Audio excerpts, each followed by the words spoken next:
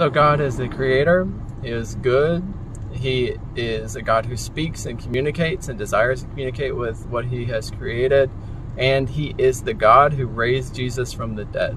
So we looked at evidence for the resurrection. We determined that there is strong evidence that, in fact, the best explanation of the facts that we know about Jesus' life, about the lives of the disciples, is that, in fact, Jesus did raise from the dead. And the only way that Jesus could raise from the dead, because people don't just raise from the dead, is that, as He said, that God raised Him from the dead. So we know that God is a God who has spoken through Jesus. He has spoken through the crucified Jesus, the Jesus who rose from the dead, the Jesus who spoke in the Gospels. And so we know that this God is not just a random God. He's not just the good kind of deist God that is separate from everything in people's lives. He's a God who enters into our lives, who took on flesh.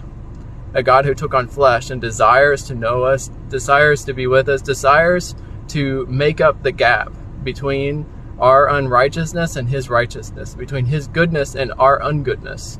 And He's done that through Jesus Christ, through the resurrection of Jesus Christ. And so we see this full picture when we now see the resurrection miracle.